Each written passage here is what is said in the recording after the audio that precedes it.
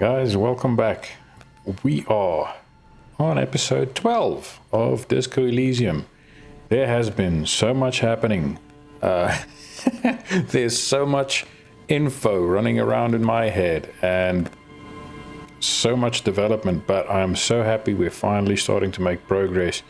Disco is a weird game. It feels like you're stuck for a long time talking to people, running in circles and running up against brick walls, and then all of a sudden it opens up and things happen, and the revelations we've had.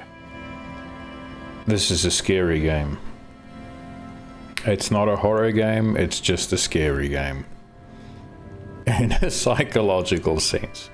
But anyway, I digress. Without further ado, thanks for joining me. I hope you enjoy the episode. I can't wait to see what happens. Let's see what waits for us here. Okay, so we've spoken to Lena's husband and his buddy over there. I think we've pretty much scavenged everything. Let's see if there's anything else here. No, this was where that... that's the wall where we saw the executions. Oh my word. Let's see. Yeah, we spoke to that guy and his kid. I don't think there's much we... Ooh, hello. That's interesting. Right. There we go. The water runs from the west. The source is upstream. A broken pipe. Oh, okay. From here. Why would we get a note about a broken pipe?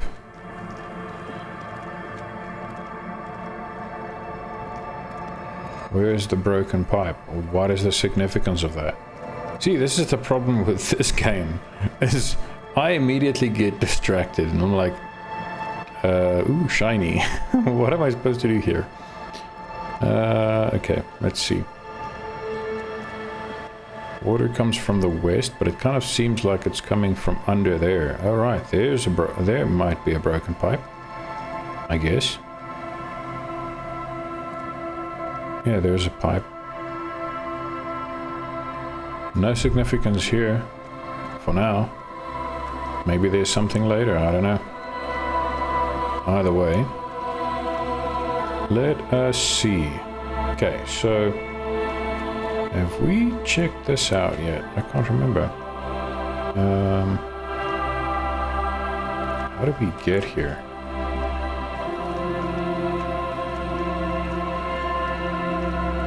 I'm so glad you can double click and just run wherever.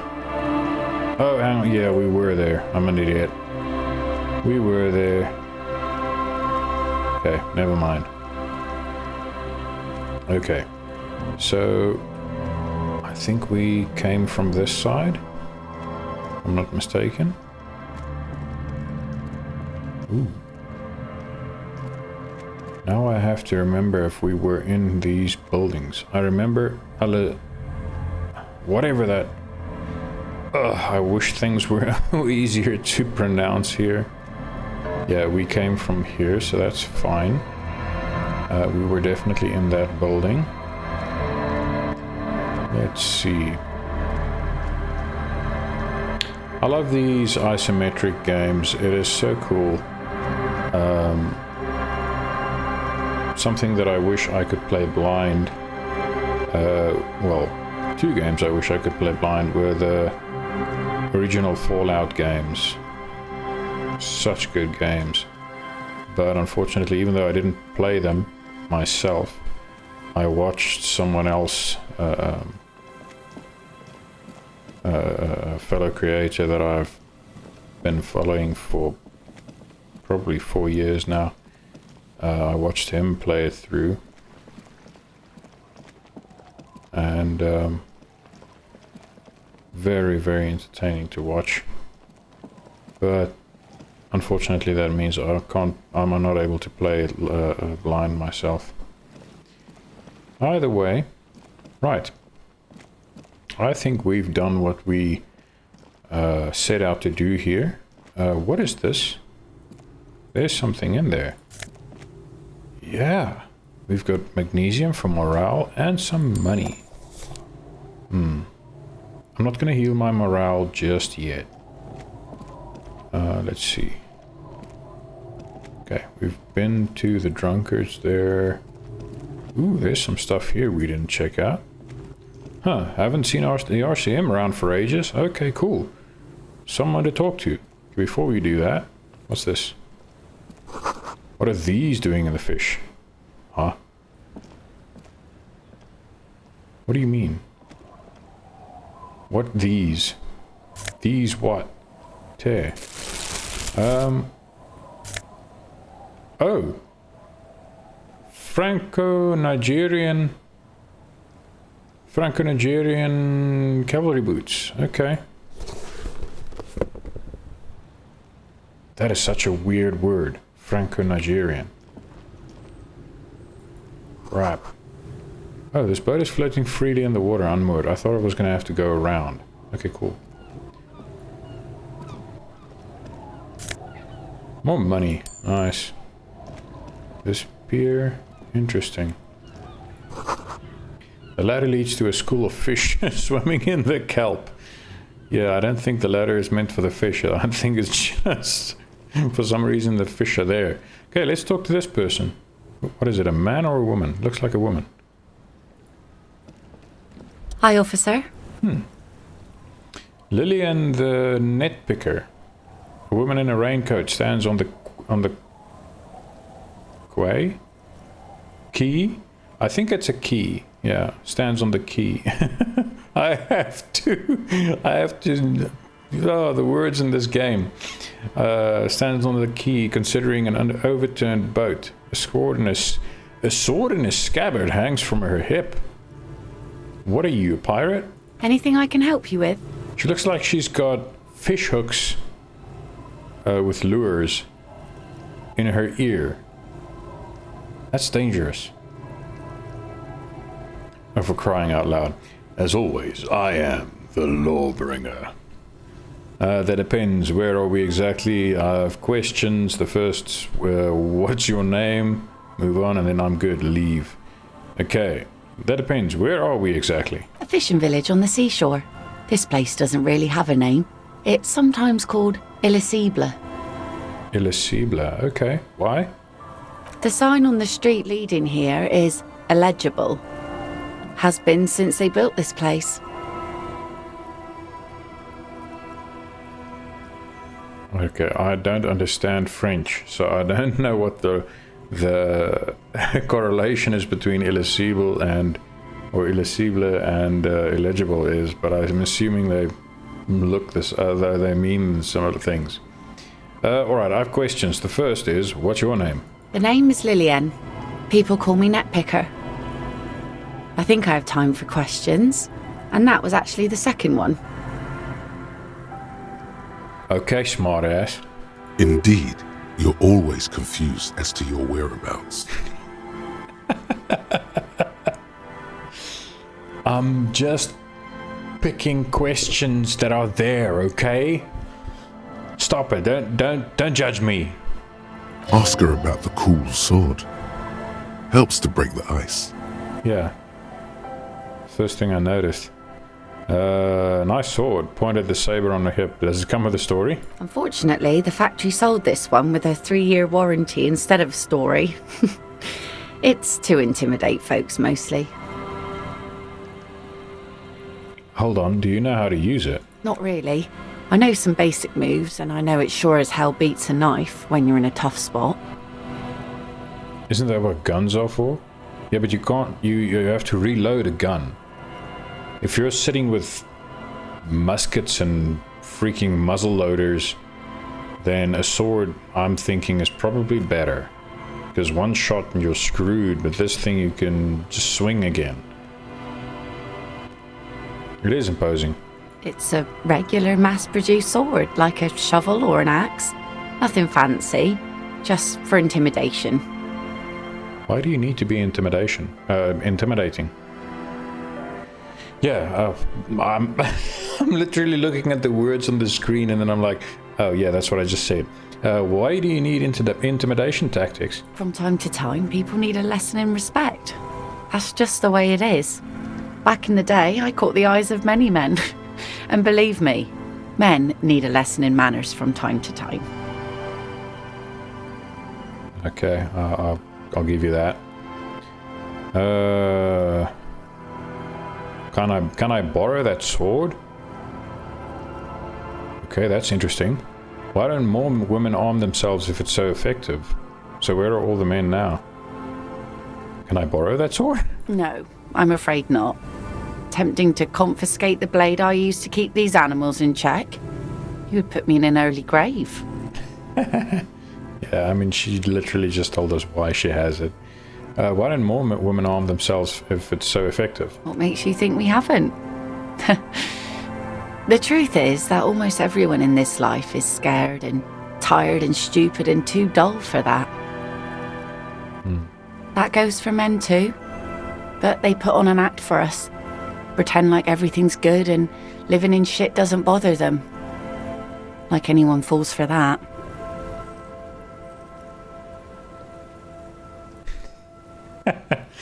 Behold! Point to the expression on your face. I'm a proper man, believe me. True, most people I've met are scared. Behold! Point to the expression on your face.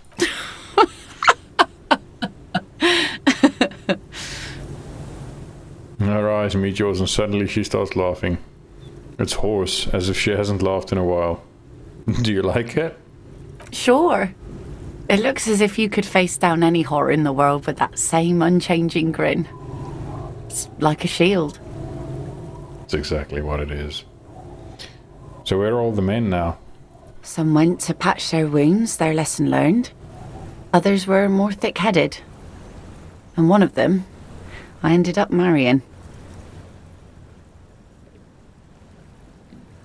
Wait, why? If they're thick-headed? Guess I enjoyed the way he bled. Her expression doesn't change. It's hard to say if it's a joke. I don't think she's joking. If it is, then why the melancholy? Where's your husband now? Gone.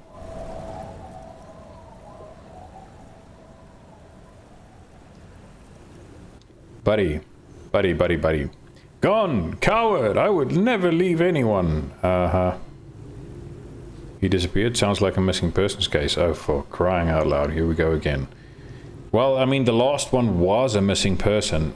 Oh, I just remembered we still have to tell that poor woman about her husband. Oh, man. Gone where? To the waves. The sea took him. It was a long time ago. Oh, shame. Oh. Say no more. Wait for her to continue. He didn't respect the sea. Went out there, drunk like a skunk, and sure enough, one day the boat was found floating empty. The bloated corpse turned up 2 weeks later. Oh, that's awful. Now, before you tell me how sorry you are for my loss, know that it was 4 years ago, and I've moved on. There's only so much mourning you can do for a drunk with sinewy muscles. Sinewy muscles?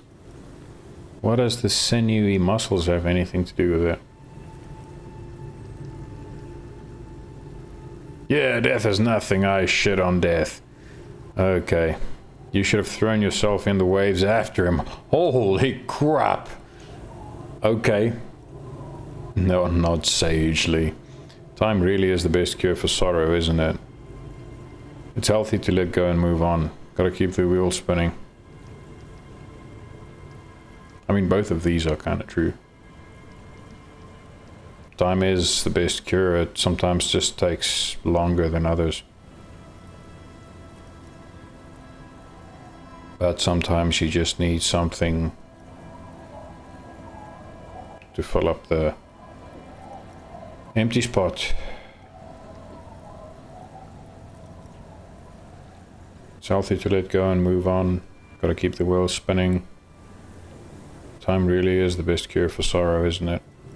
Us working folk don't have the luxury to be bedsick with melancholy. I buried him, mourned for an appropriate amount of time, and went on. Life didn't really change that much for me and the kids. She glances at the village where the two little kids are playing with what look like rocks. Oh, the two... Are the twins? Or... Are the twins? Yes!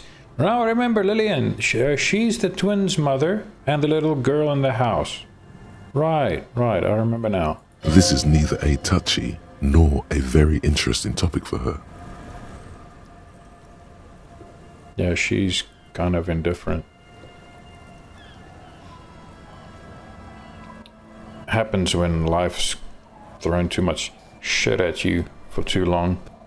She looks like she's ready to go on a date with another, better drunk. Ask her. Both of you could need some action.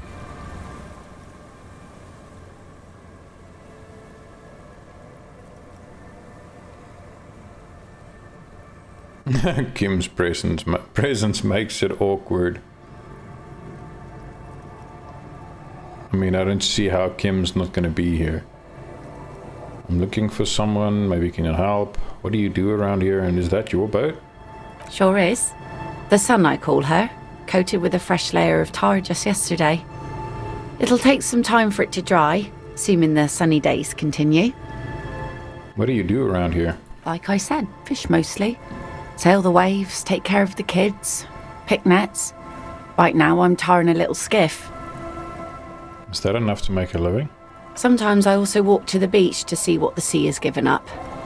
The sea is full of surprises. Stop flirting. I never thought the sea brought in anything particularly interesting. Interesting, what have you found? Wood, pieces of glass. Every once in a while we see dead bodies. Human, animal, fish, other odd sea creatures. A mine washed ashore once. A mine? That's not dangerous at all. Bottles, drugs also. Lost cargo in general. Most of the time it's just wood and glass. Sounds about right. All right. Major choice moment.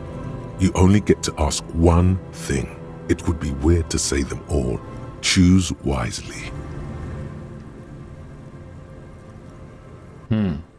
Okay. Need to know about those human bodies. A mine. The RCM could use a mine. Where is it? Drugs. I need info on this. Major narc. Point to yourself. Whatever. This place looks bad. Why don't you leave? Okay, enough about this place. Okay, so the first three are obviously choices. The human bodies, that's got nothing to do with me, because it's got nothing to do with this case, and it's probably not even my jurisdiction, so it's just bodies washed up on shore. We're going to be looking for old bullet looking searching for who shot old bullets again, like with the bullet holes on the other side of the canal. A mine? The RCM could use a mine. Where is it?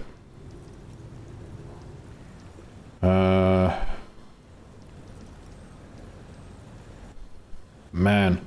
See, I don't see why the RCM really could use a mine unless we blow something up with it. Well, the RCM has to wait for another one because some army folks came by, took it in the middle of the bay and blew it up. The blast was surprisingly timid for such a huge spiky thing. Okay. Spiky? Must have been a naval contact mine. Yeah. Okay, I'm looking for someone. Maybe you can help. Who am I looking for? I think I found the people I'm looking for. Let's see. Who are you looking for? Yeah, see, I've already found the people I was looking for. Like to ask something else? Well, how can I assist you then, officer? I'm looking for someone else, actually. No, we're not going to ask that again. Okay. Seeing you. God damn it, I just bought that net. Okay. Alright. Well, Kim, my boy, we are going back to... we have to walk up by this car again. I don't want to look at it.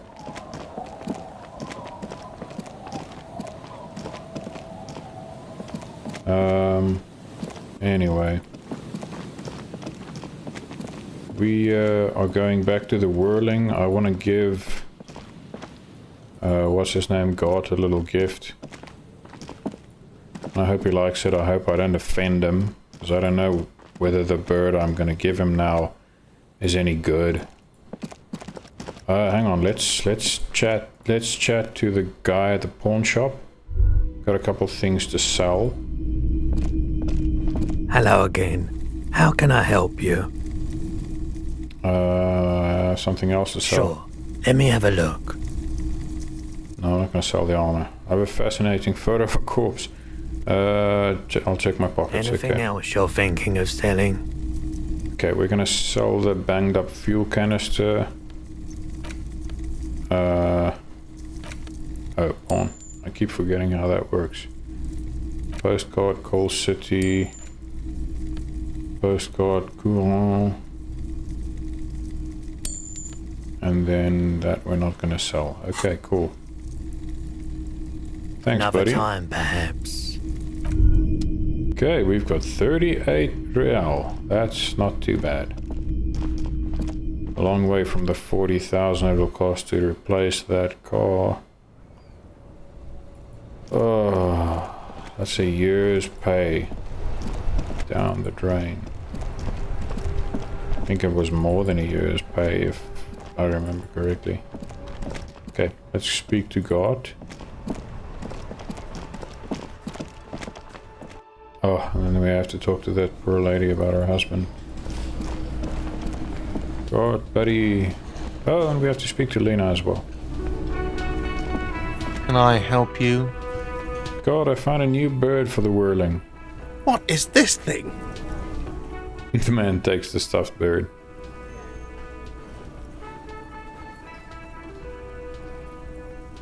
No biggie, I just thought it would look nice on the wall. I'm that kind of cop. I wanted to apologize for breaking the great skua by bringing you this ruffed grouse. Okay, well, this is actually a nice bird. A competent piece of taxidermy. He inspects the bird somewhat suspiciously, then mellows. That's good. I can fix it to the plaque and have a new bird in the establishment, I guess. So, I don't know. Thank you. I'm gonna go with thank you. Well, I'm glad you accepted it, dude. At least that's something. People just don't know how to accept gifts, especially taxidermy. He likes it. He likes the bird. It solves his broken bird problem. His broken bird problem. I feel good about our work here today. It's all about the little things, like bringing people random stuffed animals. Are you being serious or sarcastic, Kim? For crying out loud. I can never tell. Where is the bird, though? Where did he put the bird? Oh well. He's still looking at the other one. Lena. Oh, hello, dear. There you are again. I ran into your husband on the coast. Goodness. How is he? Did he say why he hasn't returned yet? The old woman clasps her hands together over her blanket. Oh, she's so relieved to know he's still alive. He's fine, ma'am. As we had suspected, he couldn't get back earlier because the water lock on the canal was broken. Now he's just finishing up some work. Oh, yes. That's my Morel. He's bound to catch a cold staying out there for so long. But I am so relieved to hear that he's okay. Thank you for putting an old woman's heart at ease, if even a little. That's okay. You haven't, however. There are dangers out there. Our aging body's foul. Her heart won't rest until Morel is safely back with her. Oh, stop it. She knows he's okay for the moment. Come on. Now maybe she'll open up about those fascinating cryptids. Take her mind off all this. Okay. Maybe you could convince her to tell you about some cool cryptids. There's Yay. really no point in manipulating anyone. She'd be only too pleased to tell you about her work. Go on and ask. Hey, Lena, I'd like to hear about some of the cryptids you've studied. Could you just tell me about a couple of them? Oh, I'd be delighted. Truth be told, I could really use the company too. No. One cryptid, not a couple. One. This won't turn into some kind of cryptid extravaganza. Okay, Kim. Just one little cryptid. Promise. Cryptid extravaganza? I like the sound of that. Are we gonna get on Kim's nerves and say a cryptid extravaganza? Cryptid extravaganza? I like the sound of that. And I don't. Just one. I'm just teasing you, buddy. Ooh, tough choice there. Encyclopedia. What's the biggest cryptid? What's the tiniest cryptid? What's the most dangerous cryptid? I mean, cryptids can't really necessarily be dangerous because they're so hard to find that how would you know if one's dangerous even to begin with? Are there any invisible cryptids? What's the biggest cryptid? Actually, no. What's the tiniest cryptid? Cryobacter catlensis. Cryobacter catlensis. Okay. Yes, a unicellular bacterium that was discovered in one of the northernmost points of Kotla on the Boreal Plateau by renowned geologist Caitlin Mijanou some 70 years ago. So if it was discovered, then why is it a cryptid? What's so special about it? Bacterial colony Mijanou found had remained alive while frozen in ice for longer than anyone could reliably estimate. Certainly from before recorded history. Wow, okay. Mijanou disappeared shortly after injecting herself with the bacteria she had brought back to study. No doubt in hopes of prolonging her own life. Idiot. Wait, she injected herself with it? Yes, the bacteria had survived in the ice since times immemorial. It is not hard to see where she could have gotten the idea. I mean, yeah, but that is so not scientific. Oh my word. It's actually a little hard to see. But do go on. Yeah, no, Kim shares my sentiment. Oof, I don't understand. Why would you prolong your life? Being alive is terrible. I've been there, buddy. I intend to live forever too, as a symbol. She was preparing for the end times. She wanted to witness and record the twilight proceedings. Immortal bacteria, immortal geologist, that's too wild. Wild, yes. Impossible? No. Although, everything has a price, sweetie. After Mijanou treated herself with the bacteria, she stopped aging, but also became increasingly eccentric and irascible, so that even her oldest friends were forced to pull away. So she didn't die from injecting herself with random bacteria. We can assume that she has been living somewhere in the wilderness for decades now, all alone except for the Cryobacter catlensis coursing through her bloodstream.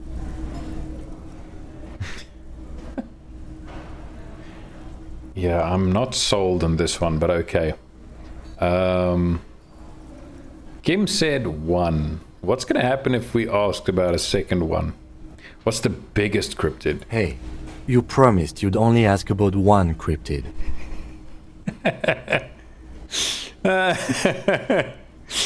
I'm really pushing Kim to his limits, aren't I? Right, okay, we can move on for now. It'd be dishonorable to renege on the promise, yeah. No, we've made a promise. I'm glad you see it that way. Did we have anything more to do here? That's all for now, man. You're such a buzzkill, Kim. Okay. Now, what was I doing? Right, Kingdom of Conscience.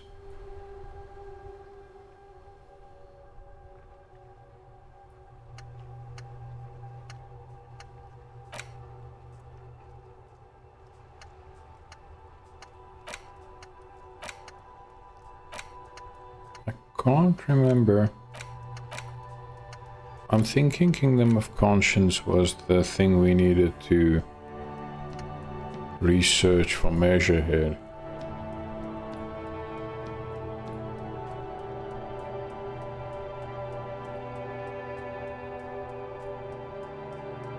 I don't know, I can't remember. Anyway, let's oh. Where's the book reading lady? Is she inside now?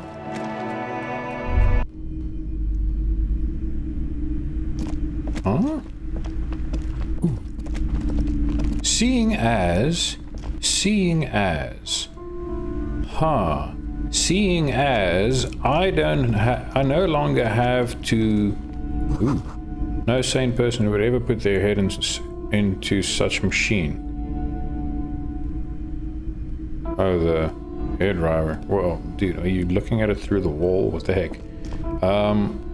I want to buy some books. Shelves filled to the brim with crime novels featuring the supposedly stalwart of crime Let's look fiction. through the display. These books, great. What's more, not a Yeah. single mention of all the stress this work creates upon the officer's family. Yeah. You see, a killing is declared.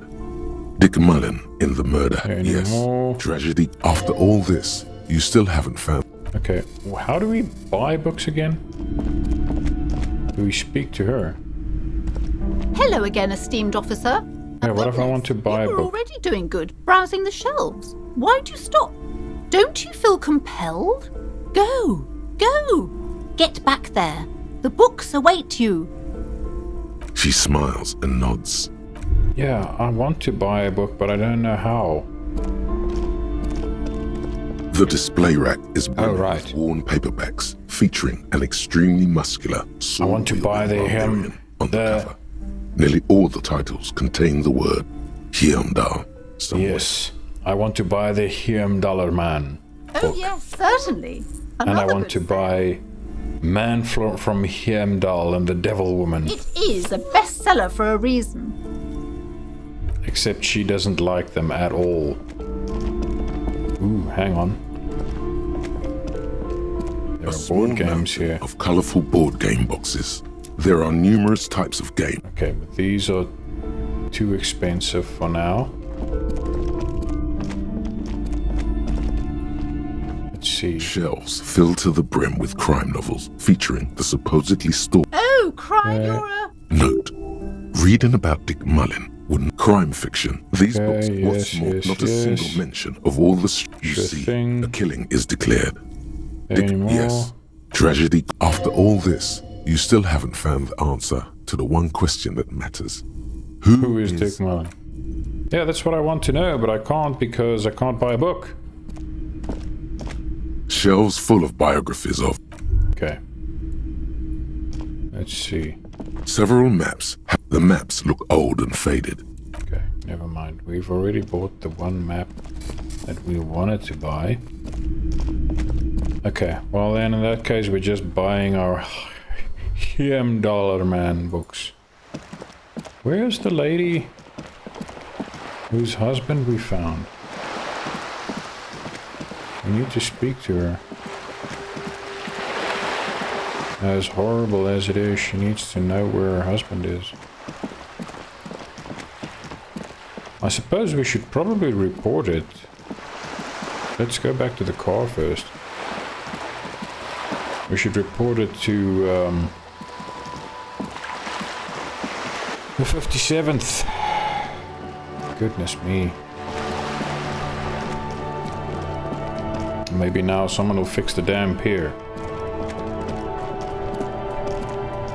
We've got something else to do Inside, here as well. you see a set of steering levers, Yes. a radio microphone. Pick up This the is radio. 57. How may I assist you? Did you find out more about the owner of the armored boots? Not yet. But I was able to convince the database people to share private sector information. They promised to get back to me by tomorrow morning. Do you have any other questions? So we have to wait another day. I need to report a dead body on the Martinez boardwalk. One moment. You can hear her shuffling through some papers. Can you please describe the body? Age, sex, cause of death? An unidentified middle-aged man, height 170 to 175 centimeters, dark hair, medium build. Looks like he slipped, fell through a hole in the boardwalk, and hit his head against the metal bench. Yeah. We suspect he might have been inebriated when he fell. There were bottles all around him, and traces of vomit on his shirt. Any signs of violence? There might be a sequence killer on the loose.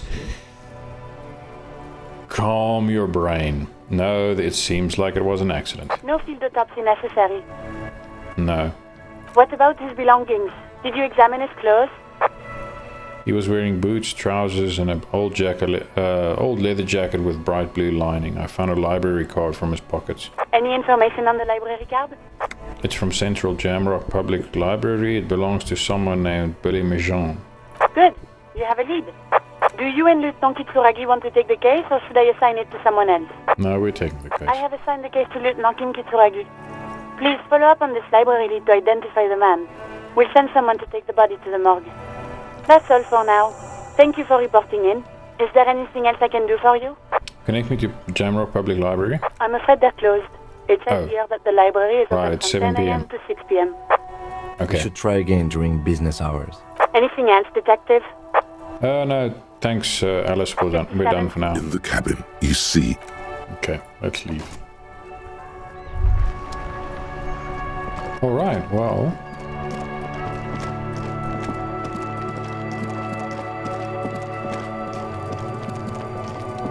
Curious. I wonder where that lady went.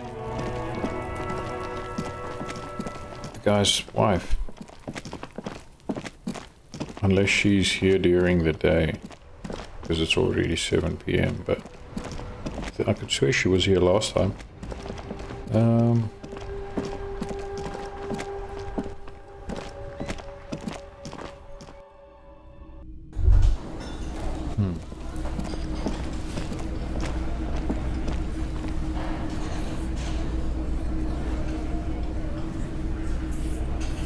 Don't really have anyone else to talk to that we haven't spoken to yet. Yeah. Okay. I don't want to just read a book to pass the time till 9. What have we got in our inventory though? Got new boots. +1 perception. And the shoes we have is +1 composure and -1 savoir-faire.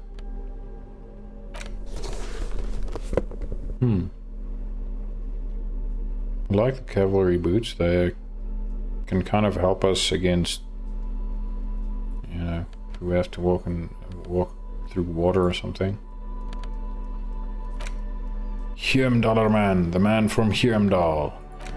And the man from Hjelmdall and the devil woman. Folded library card, we've inspected that. As you hold it in your hands, it makes an... Okay. It's probably better. Let's not think about that right now. Apricot chewing gum paper. There it is again. Yeah, so we have inspected that. Okay, let's see. Dead body on the boardwalk. We have to call the library tomorrow. Run the number on the victim's armor. Ask another about the tattoo's possible meaning. Okay, but didn't we speak to Joyce about them? Let's see. I just want to quickly check up on Joyce. Hang on. The lights are so pretty when it gets dark. Okay, so I need to level up my composure. Have a quick chat with Joyce again, see if there's anything new. Wonder where that woman is. Cindy? Hello again, officers. Have you come? Catch you later, Cindy. Nothing new there.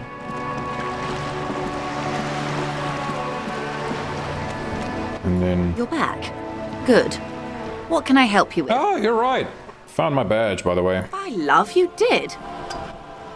She inspects the piece of blue plastic, her eyes scanning from left to right. She is memorizing your badge number. Pleased to meet you, Lieutenant W. Freighter Dubois. I am glad to see a man of high qualification. The situation is precarious. Lieutenant W. Freighter Dubois. This is still so crazy to me that Harry declined promotion twice. And yet, look at the state he's in. He's not the way he is because of his job.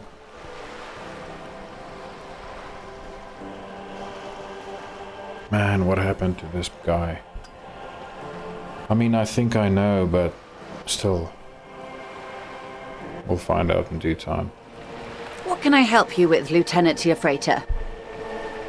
Lieutenant Freighter. Okay, so that's who we are going to be now.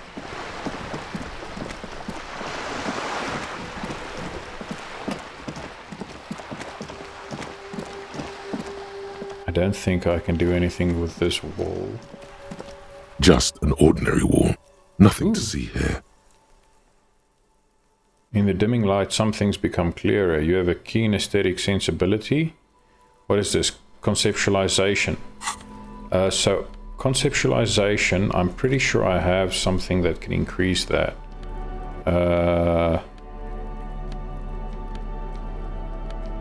Or do I? Yes! Okay. Interfacing.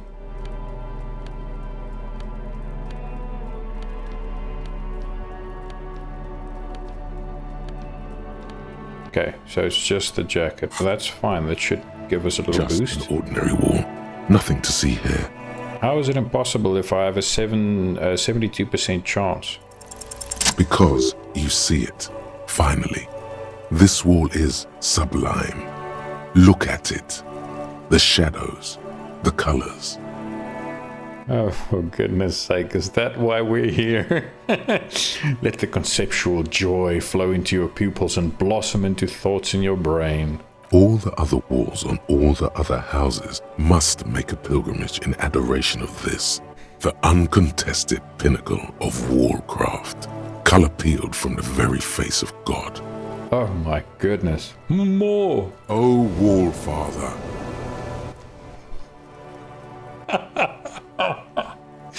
Oh, Wall Father. Kim, I must paint this wall, add even more beauty to it. No, there is nothing to add to perfection. Kim, I must paint this wall, add even more beauty to it. Huh? Huh? He sounds tired of it all. Sorry, Kim. Cindy the Skull has all the necessary materials. Talk to her.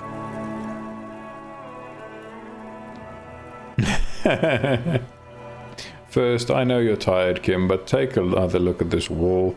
Draw nourishment from its beauty. Mm-hmm. Sure. The lieutenant looks up the wall reluctantly and then back at you. I must talk to Cindy, get the necessary materials from her. If you must. He sighs, then adds in a resigned tone, if you must. Oh, poor Kim.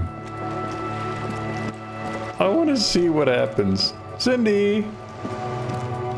Hello again, officers. Have you come to admire my mural? Cindy, I need some paint. And your brush, too. What for? I'm doing the renovation. It's boring but necessary. For my motor carriage, we're going undercover. The apocalypse is coming and need to warn people. For art. It's for art, okay? Well, if it's for art. But what kind of art are we talking about? To be honest, I haven't really thought of anything yet, but I'm sure I will. Everything is sad and shit and we need art to make it okay. Just give me the brush. Grand art. Art deluxe. The archiest, the most groundbreaking, Let me stop you right there, Piggy. You have no idea, do you? No idea. No brush? Fuck off. Cool, no brush then. Not a problem. You'll see. You will all see and tremble. To crush a man's dreams like that. I hope you're happy. Cool, no brush then. Not a problem. You're about to cry internally, aren't you, Piggy? Aww. Pathetic. Just give up. Art isn't for you. I liked you, Cindy. I mean, I don't suppose I really liked her, but kind of sympathized with her. Now she's just mean.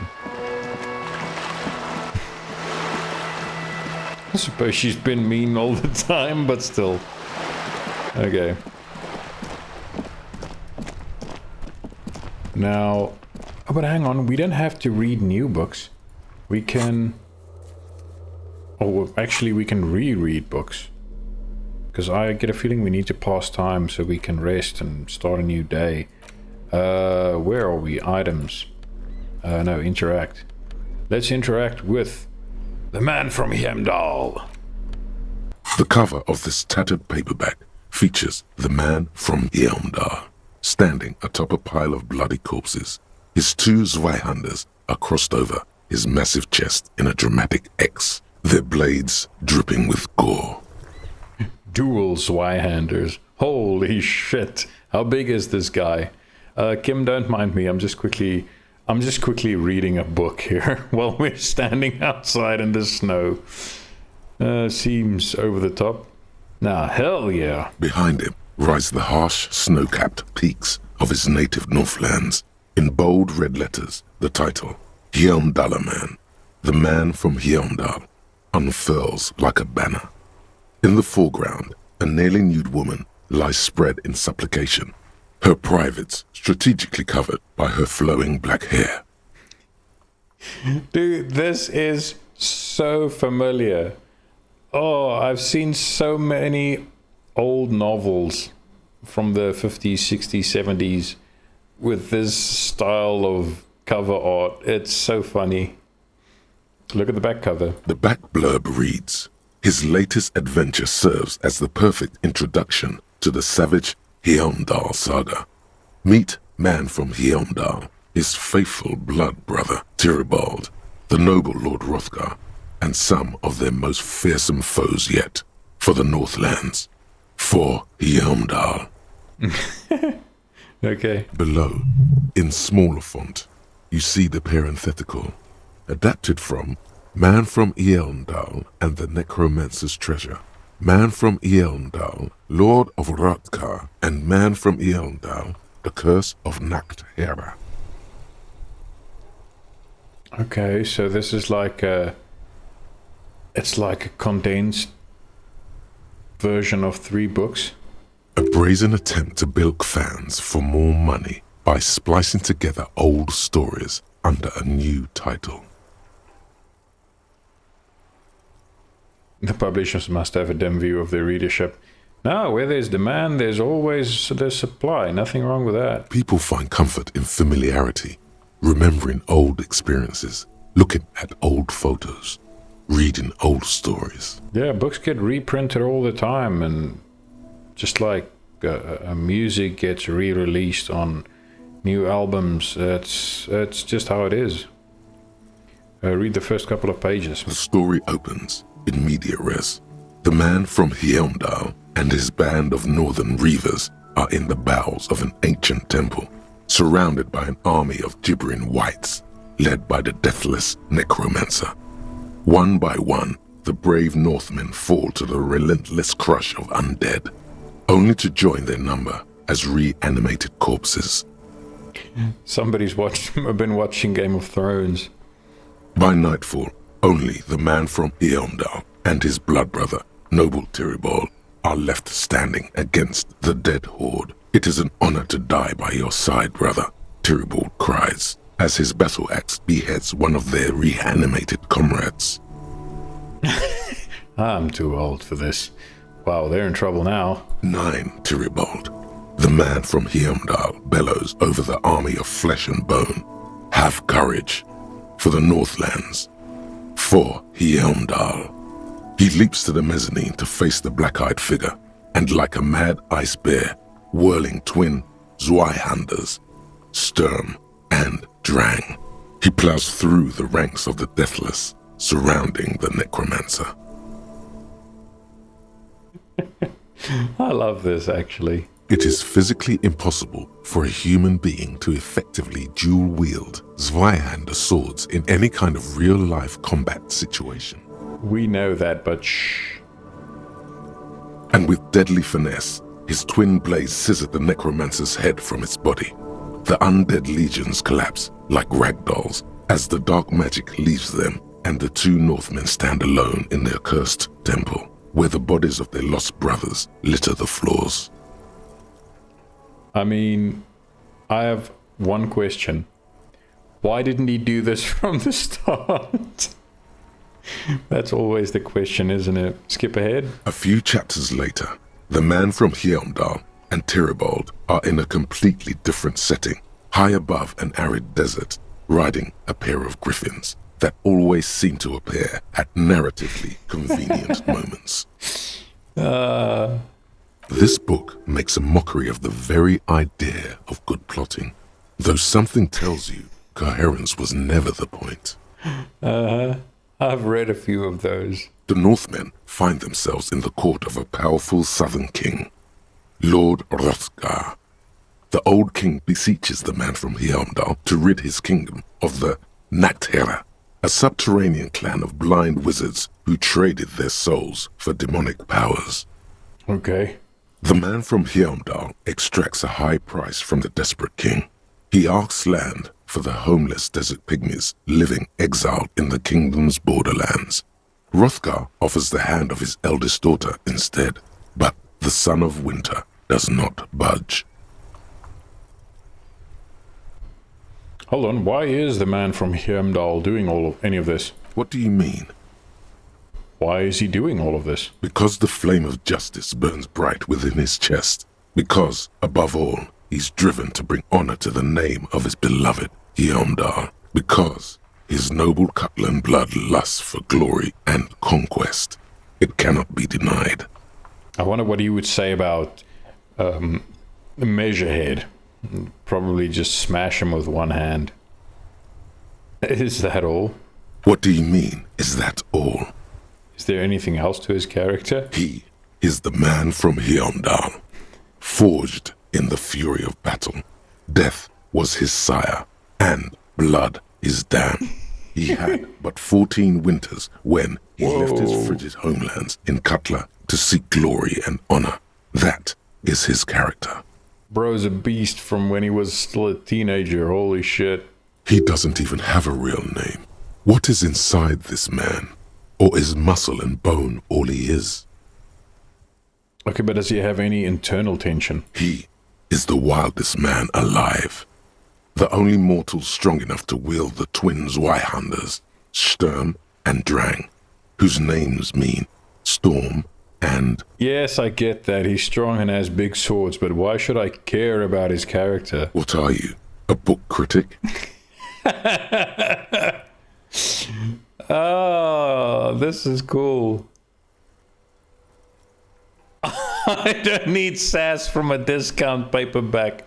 No, all right, let's give this a chance. Actually, yes, I'm a goddamn art cop. I mean, we are an art cop, but are we going to pursue this? I don't want to lose the opportunity to actually read the book. Actually, yes, I'm a goddamn art cop. Enough. You're ruining the pacing of the story. Now, where did you leave off? Ah, yes. What pacing?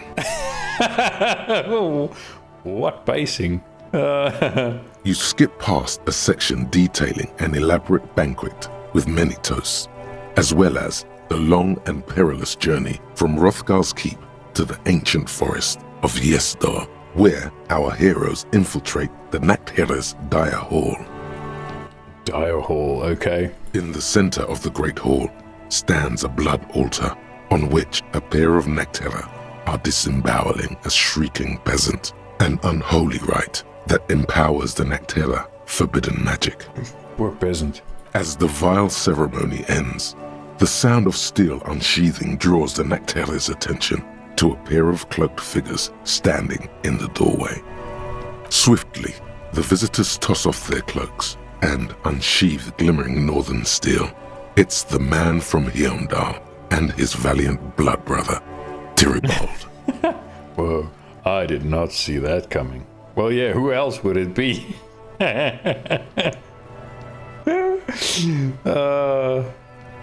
Whoa. I did not see that coming.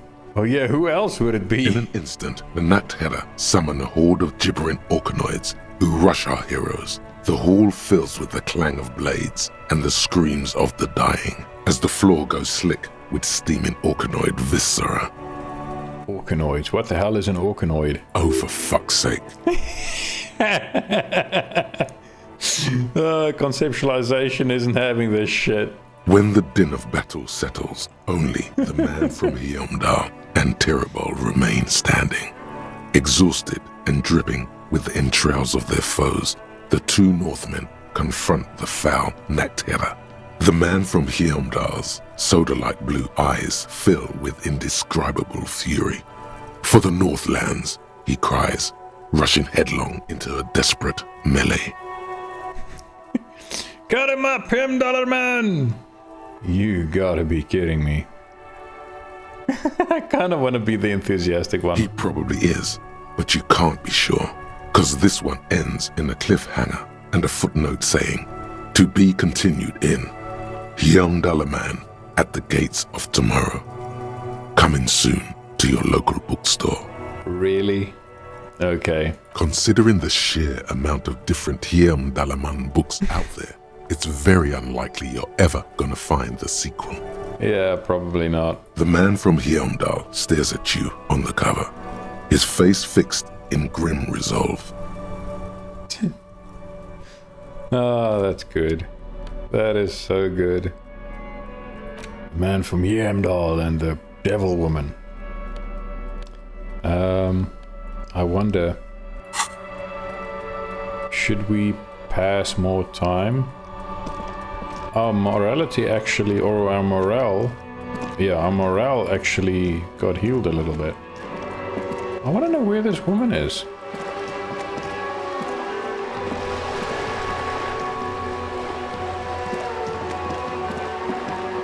Maybe she'll be back tomorrow.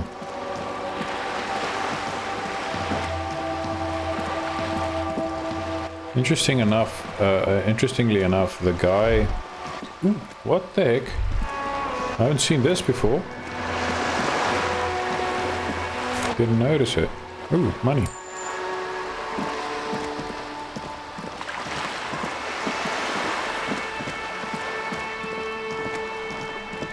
Okay. So, I have another sleeping place.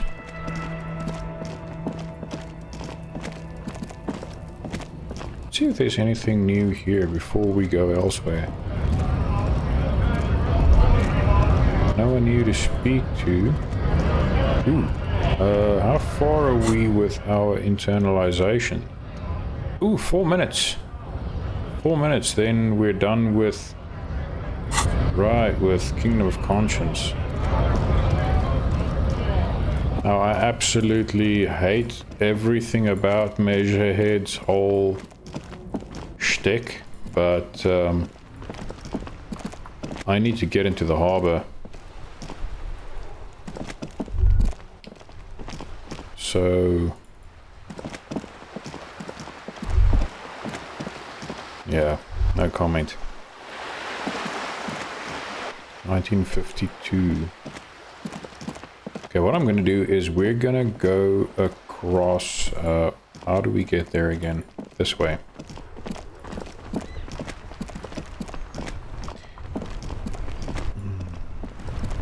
Ooh, hang on.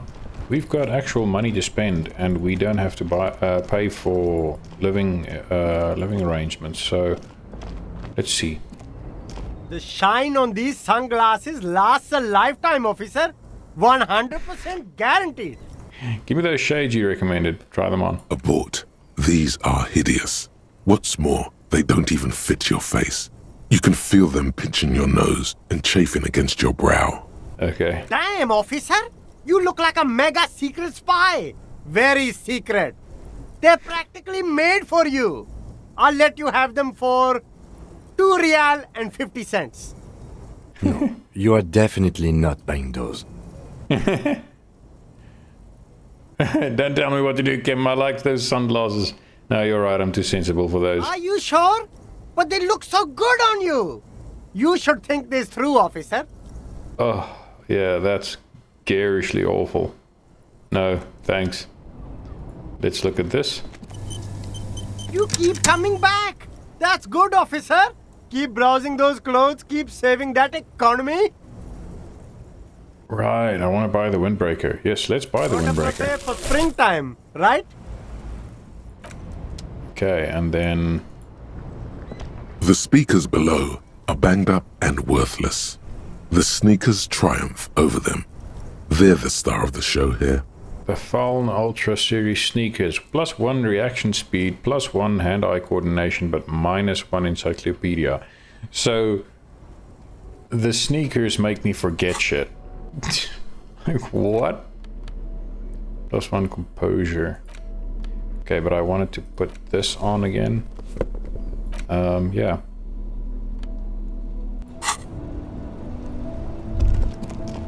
Ooh. Why are there new things suddenly? And this truck too. This is new. More tear. Oh, I forgot I can go and hand in tear. This truck is definitely new. Unless I'm being stupid. Interesting. Maybe I'm just being dumb. But I could have sworn that there was something different there. Let's see. If there's anything here.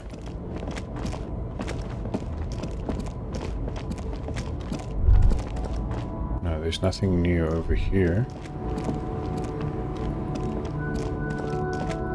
Okay. Let's go sell some tear.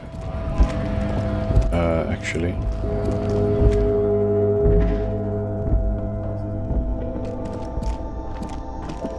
And maybe some healing items. The tear machine stands in your bottles clunk in.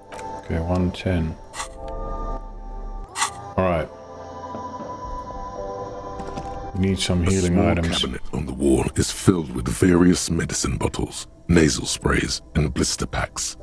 Okay. Nosafed. I hope Saint Baptiste makes you feel better or something. Magnesium. Okay. Here. I hope Saint. Nosafed. Here. I hope Saint Baptiste makes you feel better or something. Hypnogamma. Here. I hope Saint Baptiste makes you feel better or something. Okay, and Duamine, I guess. Here.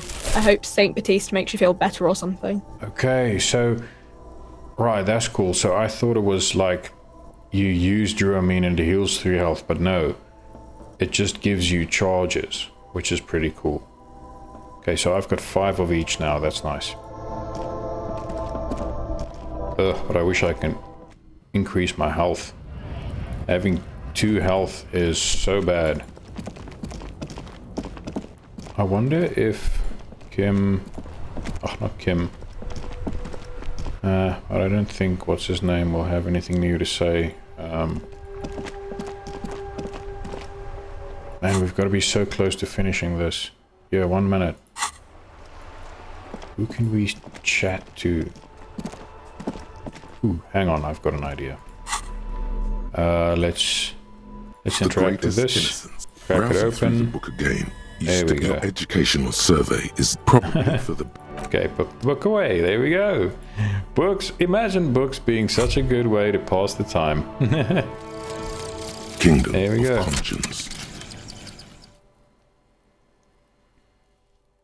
The Kingdom of Conscience will be exactly as it is now. Moralists don't really have beliefs. Sometimes they stumble on one, like on a child's toy left on the carpet. The toy must be put away immediately, and the child reprimanded. Centrism isn't change, not even incremental change. It is control over yourself and the world. Exercise it. Look up at the sky, at the dark shapes of the coalition airships hanging there. Ask yourself, is there something sinister in moralism? And then answer, no. God is in his heaven. Everything is normal on earth. Okay. Marvelous dialogue options. Heal 1 + 1 morale. Learning cap for volition raised to 5 and learning cap for logic raised to 5. Okay.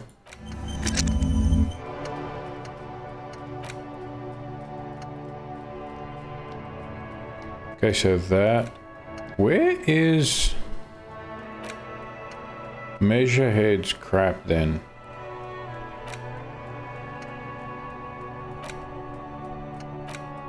The bow collector, white morning. Living in the past. Ooh.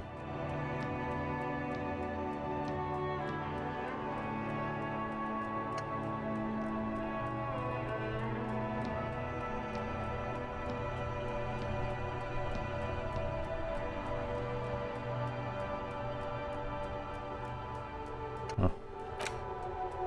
Actual art degree. Oh, there's advanced race theory. Oh, it's 1 hour 40 minutes. Okay.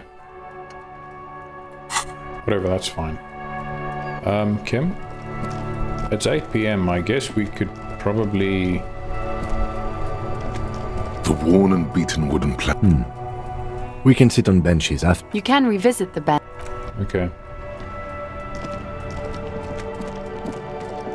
What I'm gonna do is I'm gonna go to my new free room and see if we can sleep. That'd be cool. Make sure there's nothing else here that we can interact with. Ooh, but come to think of it, wasn't there something we could buy from this guy? We've only got 11 real left though. How can I help you?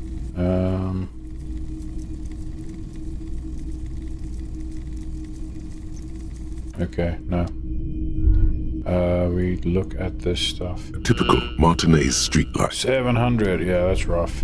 Speakers are pretty pricey on too. the shelves.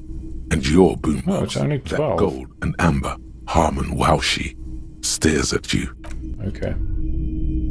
And we've got the little rider You see thingy rows here. of toy soldiers. Go. Step away. Okay. Yeah. This is fine. We're not gonna be doing that. Let's get across the waterlock so I can go to sleep.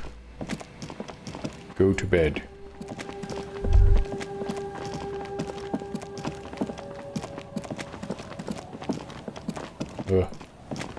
The tire treads here, man. Did we miss anything this side? Hang on. Ooh. A creaking ahead, a broken axle grinding. Yes, I know. Stop it, please. What's this? I don't think we've been in here. Oh, we have. Okay. Never mind, I remember that building.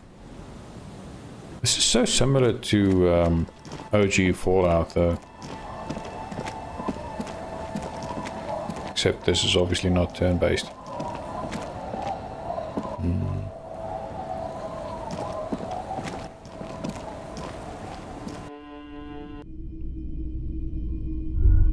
Okay. On the table, you see a bowl of water, a rough soap, and next to it, a small hand mirror. A straight razor soaks inside the wash basin. And eye coordination. Do we have anything to boost that? I can't remember. Don't think so. Just want to make sure we don't have something on that reduces it. Okay. Perception, interfacing, pain threshold, savoir-faire, reaction speed, esprit de corps.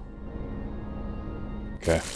We don't have anything that reduces On the table, eye you see a bowl of coordination. water.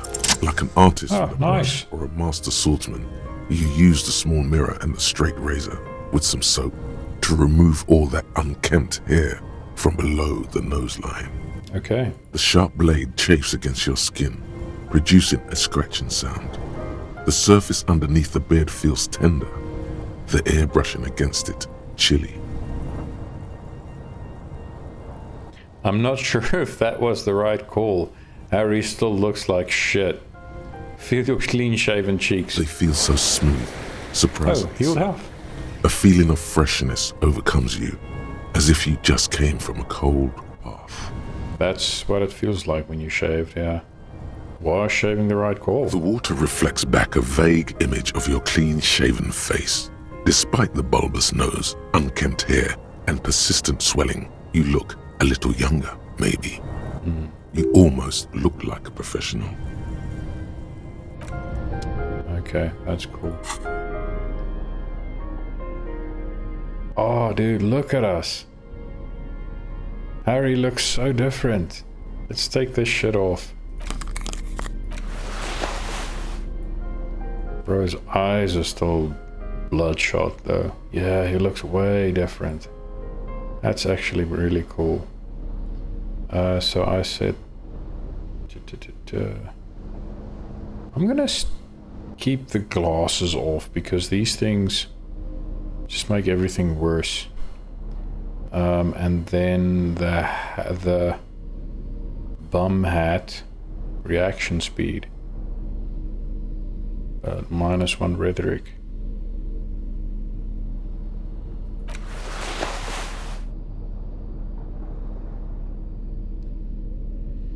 Okay.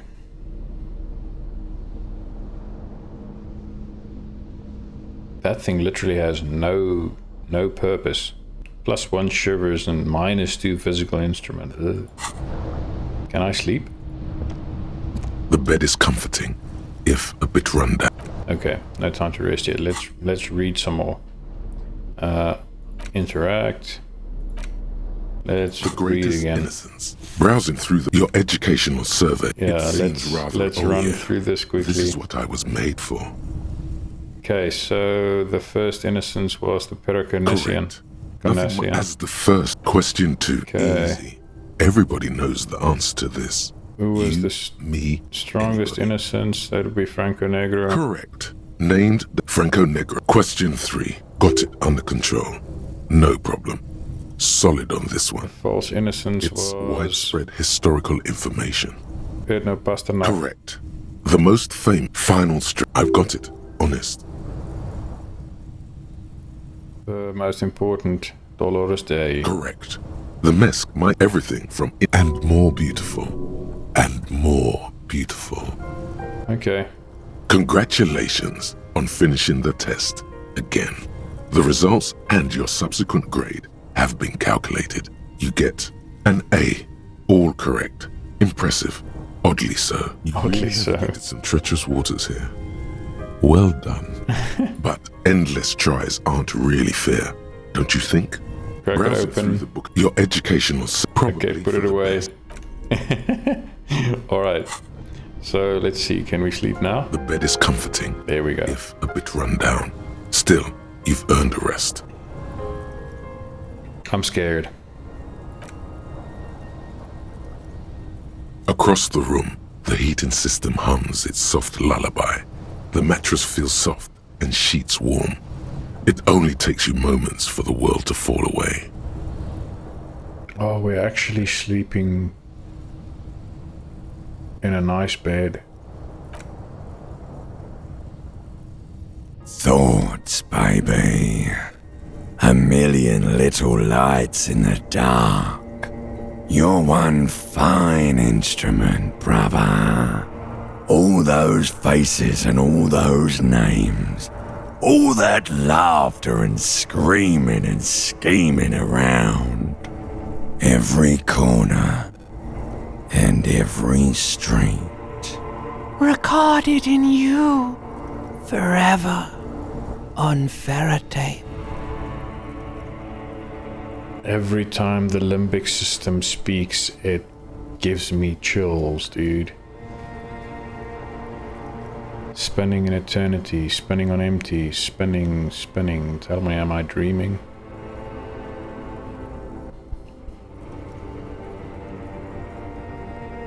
Spinning, spinning. Tell me, am I dreaming?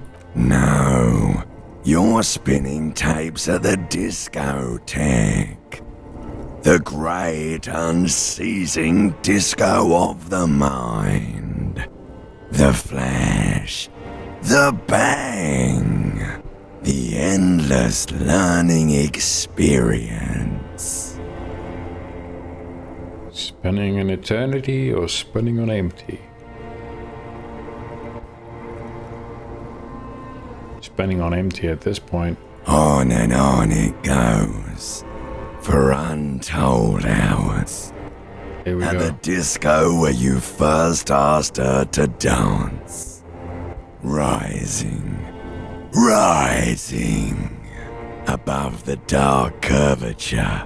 The great wingspan of sleep. Studded with stars. Behold, there are millions of them down there. The first time. The last time. The smoke in her mouth. The plotted flowers. The faces turning, changing. That's potted flowers, not plotted flowers, limbic system. What is it? It's the world, Harry boy. And you're made of it. Every day you're out there, you make more of yourself from it. I'm afraid you can't be unmade now. You can never forget this shit. The colors, the voices, the rain, the snow. I don't want to, it's beautiful. The endless visions, erase them. Yeah, the rain, the snow. I don't want to, it's beautiful. Beautiful. It's stuck on loop, whirling, spitting out words and images. You're the son of the world again. Harrister, a ceaseless agent. Picking up litter and old newspapers. Collecting your little bubblegum wrappers and idiotic picture postcards. Meaningless keepsakes. I mean, in my defense, I stole the postcards. Reading your awful letters and recalling things, aren't you?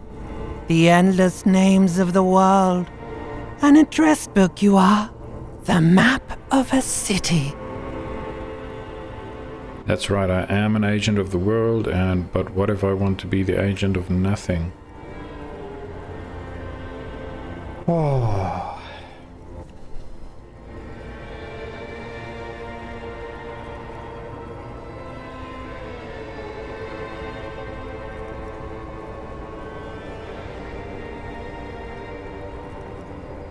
That's right, I am an agent of the world. You'll go insane if you keep going like this. One more day, and you'll be in the loony bin. I just know you will. And for what, brother man? For the greater good. Thanks, empathy. For Revacon. Always and only Revacon. Okay. Solving your little crossword puzzles. Doing your tasks. Crossing names off lists. Trying to become some sort of world detector. It won't make it okay. It won't put smoke back in her mouth. That is such a weird vision. A visual. We're making progress. Measured, steady progress. Pursue the thought. I can't give up. I have to keep going. Forever troll. Pursue the thought. Or forget politics. I'll never sleep if I keep on like this.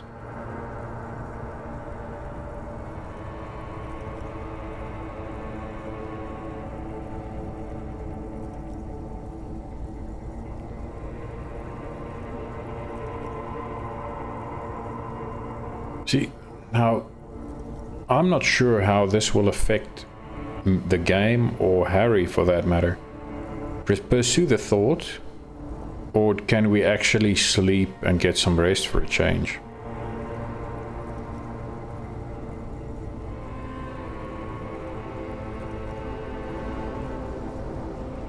I really want to go with the first one here, but I also kind of want poor Harry to sleep for a change. Guy's been through hell. Making progress, measured steady progress. Ah, forget politics, I'll never sleep if I keep on like this. Are you sure? You could be closing the door on a brilliant and special future for yourself. Yes, I'm sure. I'm very boring and apolitical and sleepy. Ignore the thoughts. Did you hear that? He's renouncing politics. He's strictly business now. Okay. Just another thoughtless vessel, ploughing the grey seas of every day. Beep, beep, beep. The alarm is ringing, Harry. The disco circus goes on and on. You barely slept 3 hours last night. Yes, that's why you need to shut the hell up. You can do it. It's nothing. Do it for the city. Go. Do it for the picture puzzle.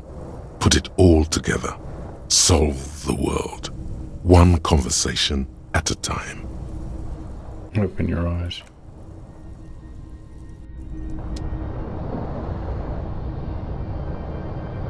Yeah, bro, I didn't sleep much more.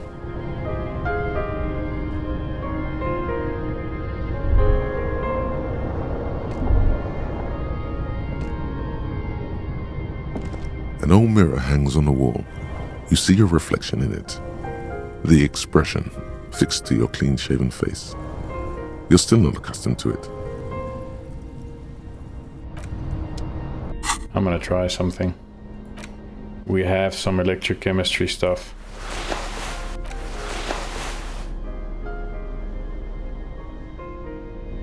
I think it's only those two. Just want to make sure. Ooh, hang on. There we go.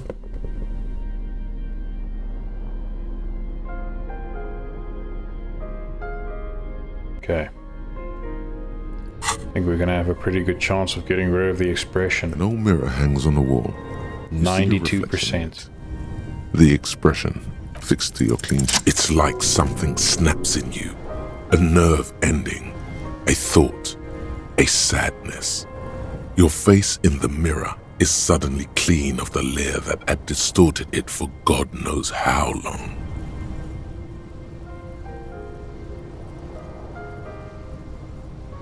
Bloody hell. 18 versus my total was 21. 1 plus 6, 7, and then plus 9 modifiers. And electrochemistry 5. Yeah, I didn't have the greatest rolls, but still, we did it. Just like that, it's over.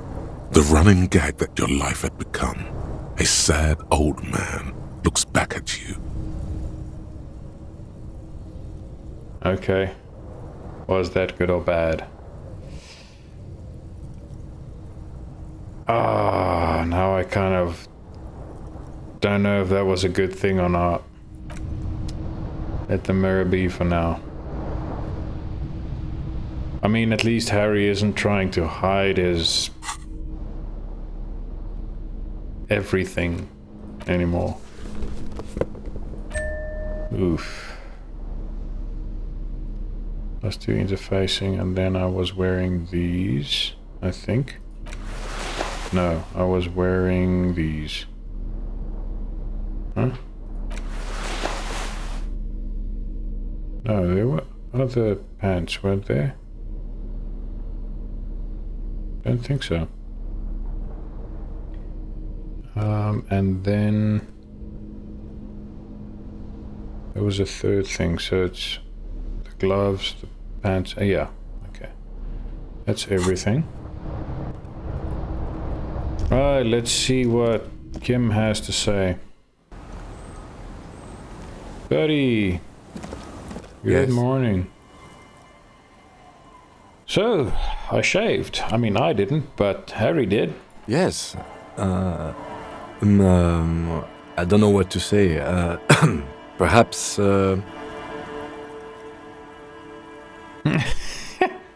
I knew I shouldn't shave. I knew it and I still did it. What an idiot. See, I don't shave for a reason. I like my face with a beard. But, what is it? You can tell me, Kim. I'm not really sure about this turn of events. I think the mutton chops might have been a better idea. They sort of seem to cover up some of the... He stops. Either way, good on you. You were saying? Okay, let's go.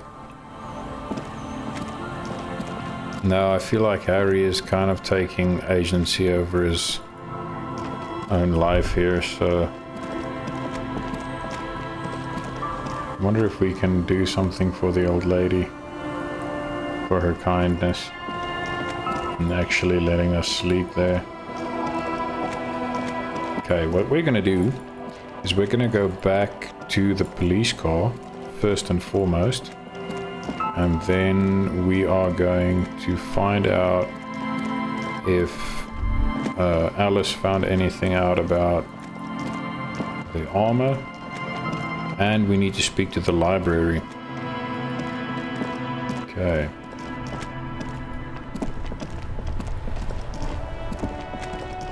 Where's the car? Ooh. I'm sorry, what are you doing with Kim's car? That's one brutal motor carriage. Says the young man with written on his back. Okay. If I were a real skull now, I'd jack it, paint it in palm tree livery, then bottom light it, neon style. His companion wears a simple yet elegant slogan, fuck the world. A snazzy shit-ripped skullmobile like this would make a fine trophy. We could, like, hang fucking shrunken heads from the side mirrors. Cops' heads. Scary tribal shit.